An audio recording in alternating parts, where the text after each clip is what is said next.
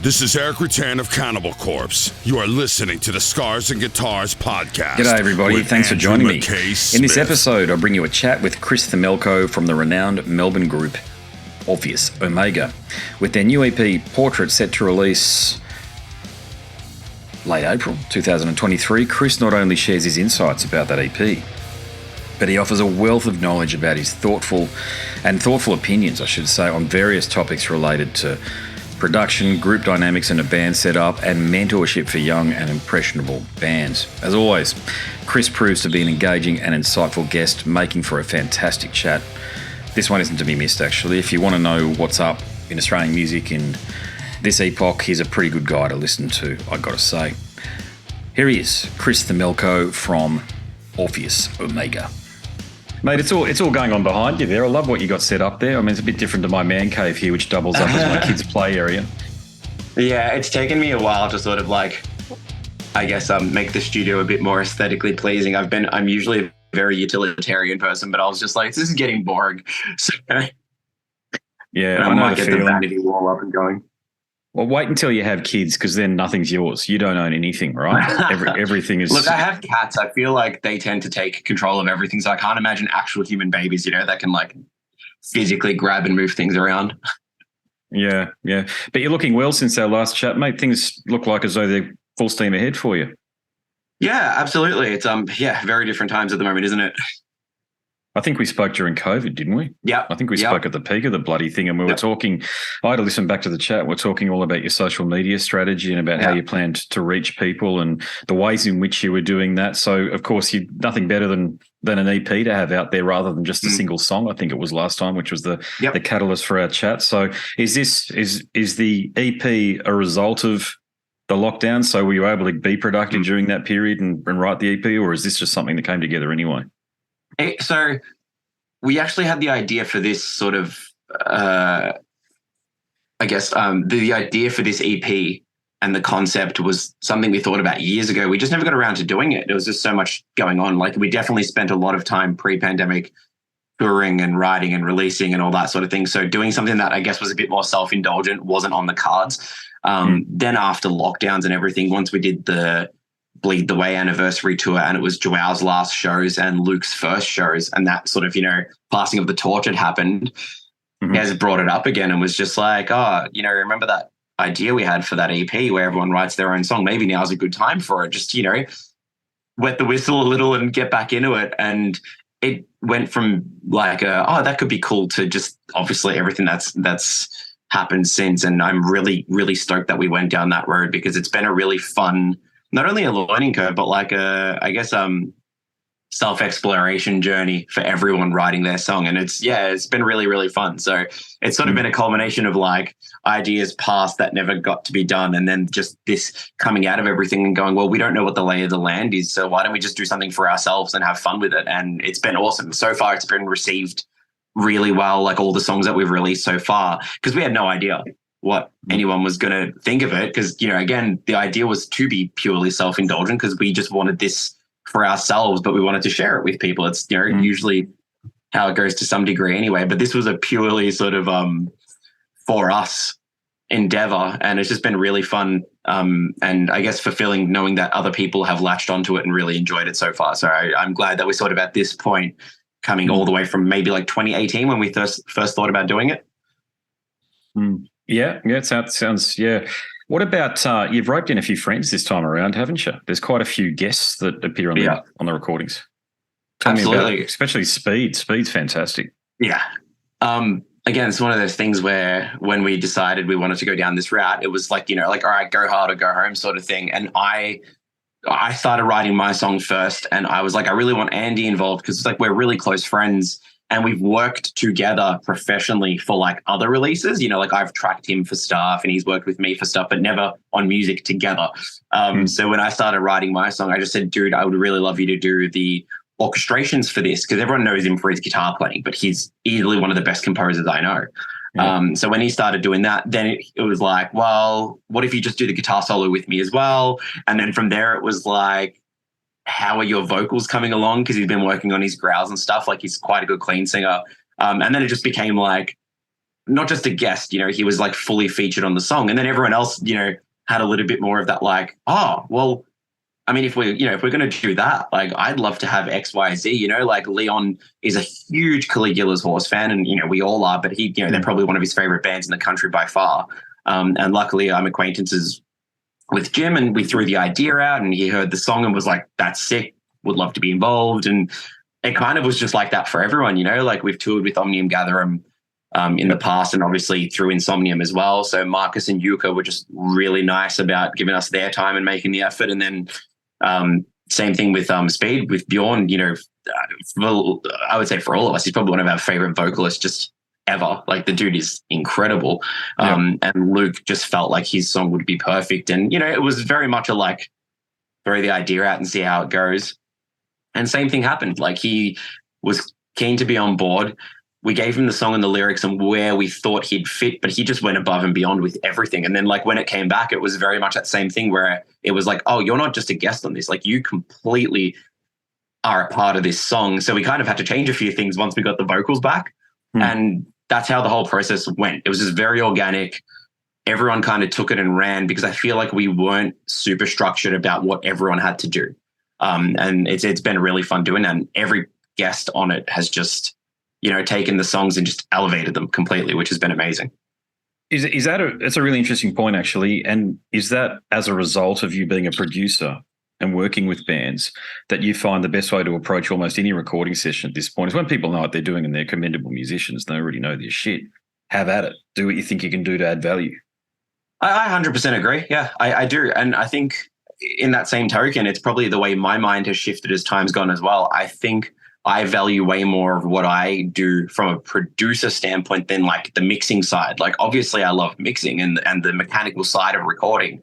But if you give 10 different mix engineers a song, they'll do it their own way and they'll sort of bring out different elements. But if the song's not there from the start, if it's not all good from once it's written and tracked, then you can't do much with it. And so a lot of that, trying to make things work within the strengths of each musician is really where my focus is on. And, again, working with just completely seasoned professionals, in terms of the guests and all that, they had no trouble. There was really like maybe one or two notes where it was like, oh, could you do this thing? But it was like literally like maybe 1% of what they gave us where we thought there could be an idea in there. So, that's speaks for itself, really. Mm-hmm. How close are you to releasing an album? I know this is an EP, which is more or less the same as an album, so I get that. But do you still, from memory, we spoke a bit about EPs versus singles versus albums, and even if the release strategy effectively.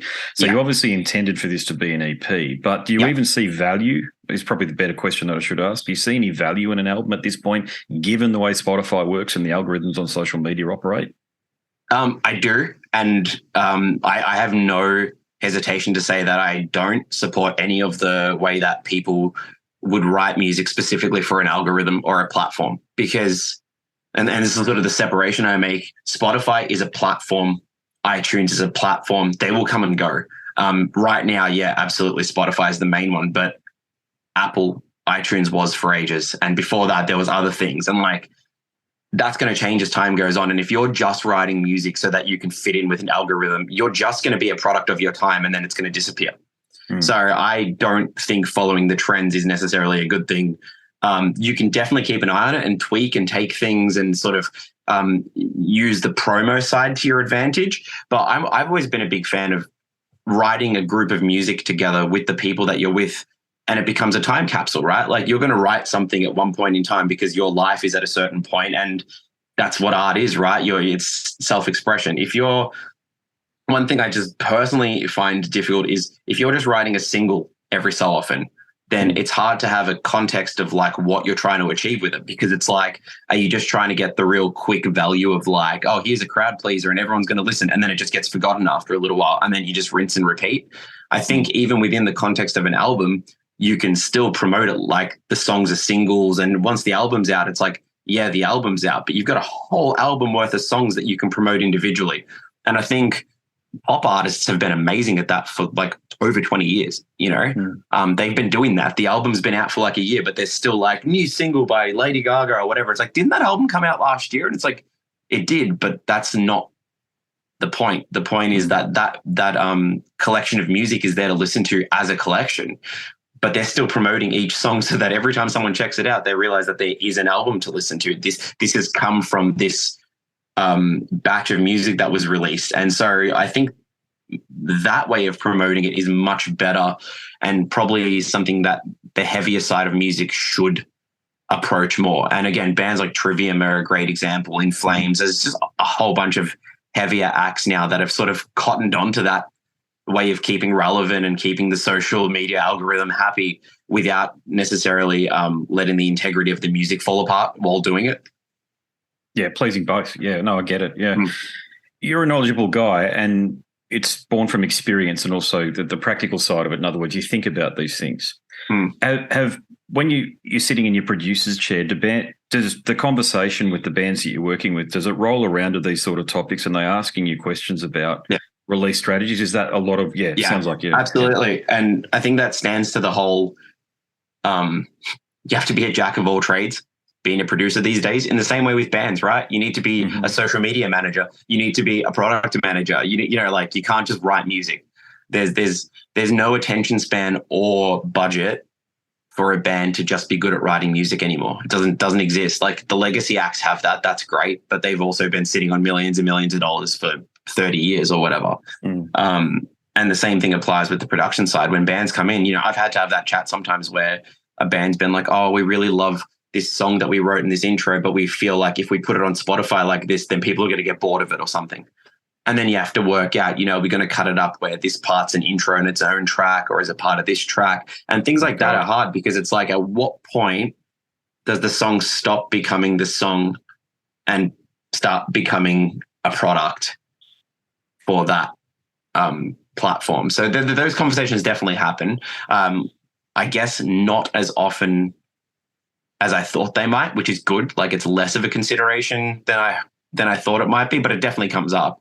And it's always a conversation that needs to be had of, like, what's your goal and what's the purpose here? You know, if you really want to put these songs together and you don't mind sacrificing some of your vision because you want it to be, I guess, easily digestible or whatnot, then go for it. But just be aware of the decision you're making and what that might mean long term. That's all. What do you think of these? I've noticed there's this trend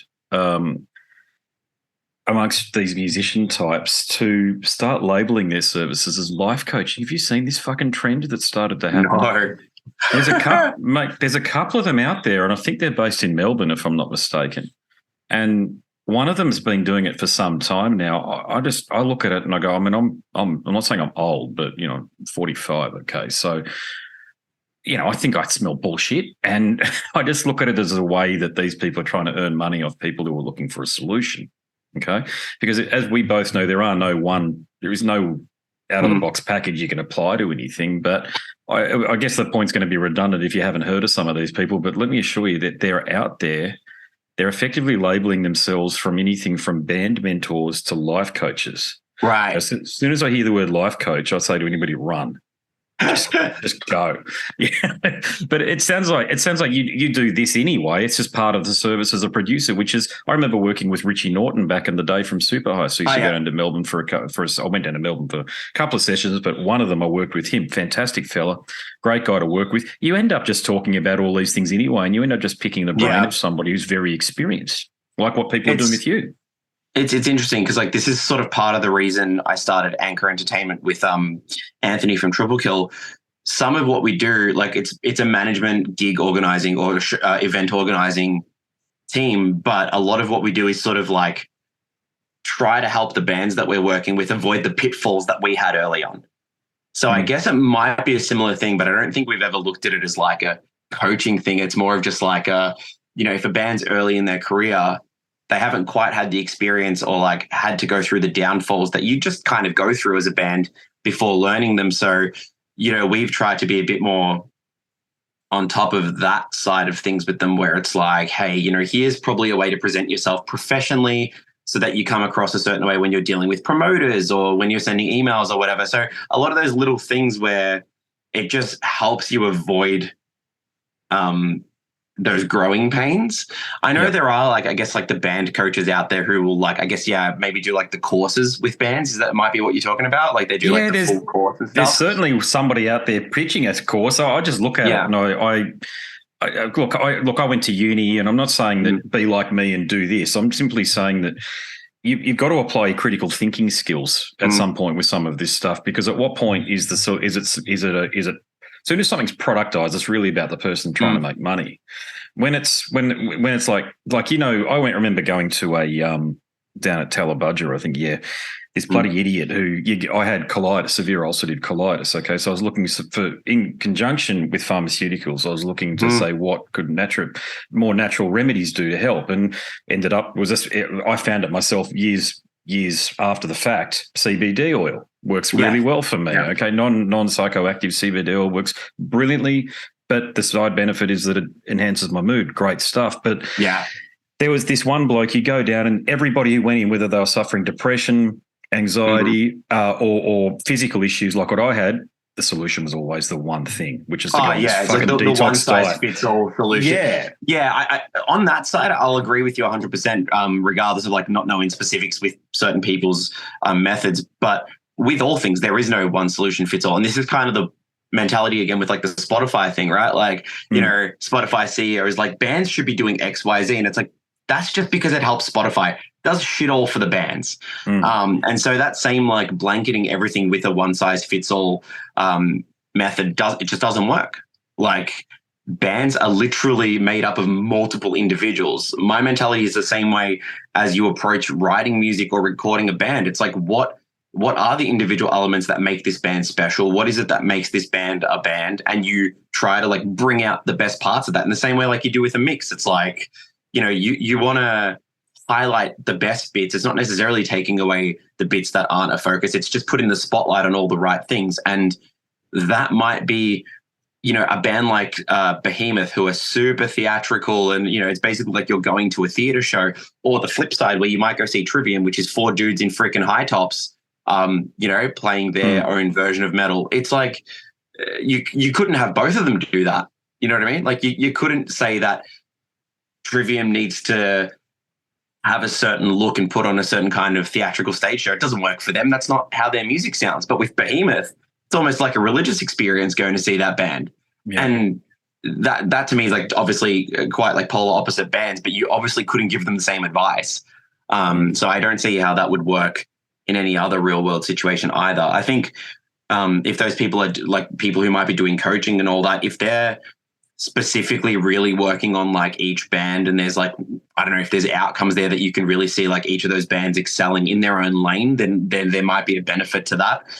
It's not really a world I follow. So outside of that, though, I'm sure like with every industry and every, I guess, coaching style of profession in that sense, there's always going to be people who are gaming the system for just themselves. And there's always going to be those people who are the genuine article who, maybe a little bit more on the quiet side, but get the job done. That's always been how I sort of approach things or approach people who work a certain way. You're in the engine room though. That's the difference too. You're actually doing it. So your advice has come from hard-won experience, and as I've mentioned, thinking about things. And you've probably seen a lot of bands come through as well from the perspective of. I firmly believe that bands work best when they're a benevolent dictatorship. But do you agree or disagree with that? As in like having sort of someone in the driving. Just somebody seat. Like you're in the middle of your band, and I'm sure the other guys make some decisions, but ultimately the buck stops with you, that sort of thing. Yes and no. Like I'm definitely the driving force in the band for the most part, but I don't have any overriding powers for the band. Like if I get voted out on something that I'm super passionate about, then my mentality is either I need to come up with a better idea to convince them, or it probably wasn't the best idea to begin with. So it's like it's a yes and no. I think you need someone who has the vision, but everyone else needs to be on board with it. Worst thing is when I have bands come in who someone has a clear vision of it, but some of the other members don't care. And it's like, well, that doesn't help anyone, because how do you get the outcome, the shared outcome for everyone, or the shared success if you're not even on the same page to begin with? It's easier to be on different lines of the same paragraph than to be on just completely different pages. Yeah, very true. Yeah, about that one there. That's interesting. Yeah, I play covers, and we you almost it's in covers. You almost want someone not to have an opinion, to be quite honest with you, because you just want them to get up on stage and know the song. Yeah, because I find that opinions can often be a form of deflection about why they don't want to play a song, or usually they just haven't bloody learned a song, because it's not like we rehearse. You know the song. I mean, the INXS wrote the song years ago. Learn the bloody thing. There is abundance of YouTube videos out there that show you how to play every single instrument that appears on just about every major album ever recorded these days. So there's just no excuses. Yeah, but I haven't been in an originals band in a decade now. It's been that long. And last time I was in it, I certainly found that if one person was in the driver's seat, it was better than it being more of a democracy, because you just get bogged down in not arguments, but conversations in the bloody rehearsal room when you should be sharpening the sword. I mean, 100%. I mean, there are definitely even bands I've worked with who sort of don't really get any decisions made because so much time spent just kind of circle jerking the conversation and not getting anywhere. And I've definitely had moments where I'm like, cool, you can sit here all day and waste your money and time in this room where nothing gets done, or you can choose a lane. And that's kind of important as well. But it's like, when people give Megadeth, Dave Mustaine shit from Megadeth, where it's like, the dude's such a dictator. It's like, yeah, it's his band. Like, whether you like it or not, no one ever ends up in Megadeth thinking to themselves, yeah, man, I'm so equal to Dave Mustaine in this. I'm a valued member. It's like, dude, you're getting paid, like no one's walked into that situation since probably 90 whatever and thought to themselves, I'm here for any other reason than getting paid to be in Megadeth. So if you know what you're walking into, I think that's really important as well. But obviously young bands don't know that because they're young and they're still working out what that is. It takes a while. It takes a couple of touring and album cycles before you really know what you're trying to do. I can say the same for us. It took us to our third album before I sort of knew what the band actually is and what we were trying to do. Since then, we obviously had member changes and things, but it's always been the process in that time has been a positive process within the band. We've gone from strength to strength and confidence to confidence. And that's just because we learned, again, what not to do and what the band wasn't across that time. So younger bands need to go through those steps as well. But if they can be helped along the way, it doesn't hurt. No, agreed. Yeah. What about you guys on the touring front? So I know you did some shows in late 2021. But are you looking to go back on the road in support of the EP? Yeah. So what was it? Last August was the Ballacore tour. And that was awesome. It was so nice to just get back out on the road. And I think we've played shows with Ballacore since back in maybe 2009, 2010, quite a while ago. To be able to actually go on a full tour with them was just really reinvigorating for us. And we'd never really done a full tour with them just together. We played with them, with Dark Tranquillity, and we did our Pardon Vita Mortem launch with them at the Corner. So it was kind of one of those things that reminded us of why we do love touring, because we got to see all of our friends that we haven't seen in ages, interstate friends, fans, people that, really matter to us. And so then going into Portraits after that was more like, okay, now we want to go back on the road again. So we have our one-off Portraits launch in Melbourne on May 6th at Devlin. That's sort of evening with situation that we're doing some pretty cool things, but we do want to go back on the road later this year. I think just at the moment, we've got a lot going on sort of in our personal lives. One of our members just recently with his partner moved into a new place, and they're, busy doing that. And I'm getting married this weekend, and it's like everyone's got something on. Did you say you're getting married this weekend? Yeah. Oh, congratulations, mate. That's fantastic. Thank you very much. Yeah. I mean, I never thought I'd be that person to get married in general. So now that it's coming up, I was like, oh my God, this has consumed a lot of time. Exciting, but it's realizing that hey, with everything going on in the world still and the way things are progressing, we're not in a hurry to get things done, but we are slowly working towards hopefully getting a tour together for later this year. It would be nice to just visit all the places we went to last year and get back into some kind of cycle, because we got used to seeing everywhere in Australia at least twice a year. And then, every second year we do the international sort of jump and all that. And it's been weird not doing that. So I guess finding a sense of normality for us again is having a touring cycle, having things to look forward to.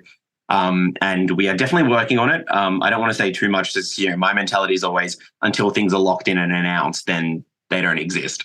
Yeah, exactly. So we're definitely working on it. Later this year, the aim is to probably do more places than we have in the past on a tour, because there are places that we miss, there are places that we haven't been in ages, and there's places that we haven't been at all. So going to see if we can make a lot more happen this year. Yeah. How do we treat you up here in Queensland? Are we usually good for a bit of a decent response? Queensland's a second home for us. It was the first place we ever played outside of Melbourne. And, like even from the last tour, the Bellacore tour, like, we played a hometown sold out show at the corner, right? It was like 800 something people, whatever it was. And that was amazing. But for us, I can say pretty much for most of us, the highlight was Brisbane at the Brightside. It was just absolute chaos. And it was, I don't know, it was the most normal that I've felt playing a gig since, pre-pandemic and all that. Like, it just felt really at home for us. So, we love coming up to Queensland. And hopefully next time we come up, we want to be able to do Gold Coast as well. We haven't done that before. And I think we're kind of like trying Vinny's to make Dive. the most. Perfect. Pardon? Vinny's Dive, the venue itself. Yeah, so we've heard Vinny's and Moe's would be the other two that are up there, right? Moe's is a bit bigger. Vinny's is just it's a classic venue for a hard rock band. I hadn't been there up until I'd seen Dreamkillers recently. See, I'm all for that vibe, man. Like, if that's, like we kind of want to play the known places that we do when it's the main cities, but anything outside of that, I want those dive bar vibes, like I want that. So we're trying to work out, where we can play. And, if we play to 50 people in wherever locations, we'll be stoked. We just want to play some places we haven't played. And I guess, get that excitement again of playing like it was our first time, Yeah. I love those dive venues, to your point. It just makes you feel alive being in these places. They're shitty and you're drinking beer out of a tin can again. And it just, I'm not going to say it brings you back to my youth, because they weren't even around back then. In the 90s, there was nothing, but they make me feel like as if, like, this is where this music lives. Yeah. This is the place. Look, I mean, I can think of a couple of the shows we've played overseas was like festival style things in Southeast Asia. And, you'd play to there'd be 1,000-ish people sort of in front of you in whatever capacity. And obviously we've been lucky to do like Roundhouse with Trivium and stuff, like bigger shows that have been really fun. But I always liken it to one of my favorite bands, which is Black Dahlia Murder. I've seen them at festivals and bigger gigs. And yet my favorite time I've seen them was seeing them twice at the Northcote Social Club in Melbourne, which is like a 300 cap venue. And best time I've ever had. And you're right, some parts of this music, like, we've definitely tailored our sound in a way where it's been our experience from being on bigger stages and, like all the lighting stuff and all that we've got now. We definitely work really well on those bigger stages, but playing smaller rooms is like the best time. There's just, like you said, there's something about the energy and like the chaos. In Victoria, in Ballarat, there's a venue called Volta, which used to be Corova Lounge. And it's like a couple of hundred people mostly that you could fit in there. But like when we play there, even like a Sunday night or something, you've probably got like 110 people and they're crammed into this room and it's, like out of Victoria kind of thing. And it's one of my favorite places to play. It absolutely goes off. It doesn't matter what night of the week it is. If people are there to see you, the night's just chaos, and we'll get people on stage. It's just so much fun when we do it. And those shows to me, in some ways, are almost more memorable than the really big ones, because the big ones almost feel like there's just like a certain level, again, that theatrical thing where you're trying to please not only the couple of hundred people that are up the front, right? There's the other like 500-600 people that are behind them who aren't necessarily interacting with you directly. So you've got to do that Bruce Dickinson thing where he talks about like you reach the person at the back of the room and try to bring them in. So you're focused more on that than you are just everyone who's there is right there in front of you. So it's a completely different vibe. Yeah, agreed with all those comments. Yeah, I just like it for all those reasons too. Yeah. Mate, that's great. Can you direct people to socials, wherever they need to go? And have you got CDs, that sort of thing, or vinyl even to support the EP? Yeah. So we have partnered up. The release itself is independent, but the vinyl side of it has been sponsored by the Anti-Vinyl Vinyl Club. We sort of submitted our release to them and just mentioned, hey, we're probably going to be doing this on vinyl regardless, but here's this thing. We don't know if you want to be involved, but we think it could be a cool project. They loved it and ran with it. So if you head to antivinylvinylclub.com, I believe, and go under the collections, there's a few bundles left for the Portraits vinyl. It's going to be specifically a vinyl release and digital only. We don't have any plans for CDs or anything at the moment. Going back to the albums thing, vinyls are in vogue again. People want to have something in front of them and have that tangible object. And I love that. And so we've definitely, again, with the self-indulgence side, we've really tailored the EP to have that experience of being a whole package. So if you head there, you can grab it. Otherwise, facebook.com/Orpheus official. We're always updating stuff on there, and you can suss out the show in May 6th if you're in Melbourne. If you want to grab the vinyl, we've got all the links up there as well. So that'd be the main things. Easy. Well, everybody, you've heard him. Go across and support the band. Killer that you've decided to do it as a vinyl-only physical thing as well. I know I'm right back into vinyl. You can see them just behind me there. Yeah, I love it. Right back into it too. And it's just one of those things now where I'm going onto Bandcamp, and a lot of it is people that I have a chat to for the podcast. Yeah. And support them by purchasing the vinyl, and it's all killer music, and it's stuff I generally, as I'm working away here in my journo role, I just stick on in the background. And you know what I love about it? You just chuck on the whole thing and you get to enjoy the whole journey, right? Instead of it just sort of shuffling from one thing to another. Yeah, but that's the point. It's a journey because it has a start and an end. So one side finishes and you either got to get up and turn it over. I mean, that sounds obvious, of course you do, but that's the point. It's only on for a short period of time, and then you can sort of have silence and you can put in another one, and away you go. It's if I leave it on Spotify here, which I quite often do, the hours just tick by and God knows what I've been listening to. I've got no idea. Yeah, you never really sink in anything. And that's kind of, people are different, but I know for me, I don't consume music that way because it never sticks. So yeah, I totally get it.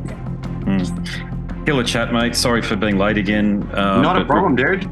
I really appreciate you sticking around for it. Good luck with everything. You're just going to keep on going from strength to strength. I'm actually probably more looking forward to having a chat with you next time around your producer journey. Yeah, there's definitely lots going on. So yeah, dude, thank you again for having me on, and always keen to chat with you. Well, there you have it, ladies and gentlemen. I hope you enjoyed that conversation. I enjoyed participating in it. So if you like that one, there are many more just like it over at scarsandguitars.com. And if you like listening, maybe you like reading, because I've written a book about the podcast. Click on the link in the banner on the website. You'll be taken to a marketplace of your choice, and you can download a sample. And if you do complete the purchase, I want to thank you personally, so please do hit me up. I've got some more information to share with you about the book in the moment, but before we get to that, I need to bid you a fond farewell. My name is Andrew Mackay-Smith, and I'm the host of the Scars and Guitars podcast series. Until next time, it is a very goodbye for now. This is Eric Rattan of Cannibal Corpse. You are listening to the Scars and Guitars podcast with Andrew Mackay-Smith. I've been the host of the Scars and Guitars podcast since 2017. The first musician I interviewed for the show was David Vincent from Morbid Angel, and things have just snowballed from there. In all, I've posted almost 650 podcast episodes featuring conversations with many of the leading lights of rock, heavy metal, and beyond. It just got to a point where I thought, I need to write a book about all this, so that's exactly what I did. In Scars and Guitars Volume 1, you'll read a heap of deep reveals and commentary, such as Des Fafara talking about Coal Chamber and why the band will never return. You know, if you're a band just starting out, you need to hear me. Do not start a band with partners. Ever. Yeah, wise words there. Sage advice, mate, for anybody. Don't ever, because I can't go do Coal Chamber right now unless I get others involved. Phil Anselmo talks about the episode in his career which gives him the greatest sense of accomplishment. I think the staying power of the fans and the staying power of the songs, you know, whether it's Pantera, Down, or Superjoint, the fans remember the songs. Alex Skolnick from Testament confirms that, yes, playing the guitar in Ozzy's band is anything but an ordinary gig. Will Silent Oz from Dimmu Borgir write a book? Pa from Sabaton gives advice to people who want to start a band. Look at the team around you. Look at the bandmates. If the guys want to be on the stage, then it's all cool. If the guys want to be backstage, then it's not going to be cool. Current and former members of Cradle of Filth discuss the band's seminal 90s material. Read about the reaction to to George Lynch and Mark from Suicide Silence's comments when they throw shade at then President Donald Trump. We have this idiotic monster, this egotistical, self-aggrandizing, complete piece of shit in there. I just can't understand how we've gotten to this place. And yeah, we kicked a hornet's nest with Sepultura.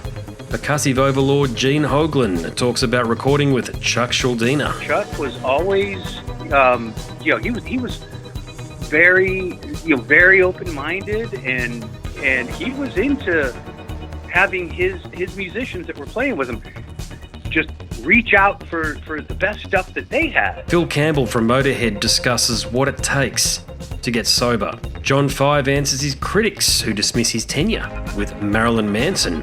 My name is John Five, and Manson gave me that name, and I had some of the best years of my life in that band and learned a lot. And we get the lowdown on Trey Exagtoth from those who would know, including his mother. All across Scars and Guitars Volume 1, there are moments of tension, relief, tragedy, exhilaration, and throughout it all, you'll obtain insight that I believe no one else has managed to obtain from many of your favourite artists. So treat yourself. Scars and Guitars Volume 1 is currently available as an ebook with a print edition on the horizon. Follow the links attached and download a sample. I'm sure you'll be compelled to read the whole book.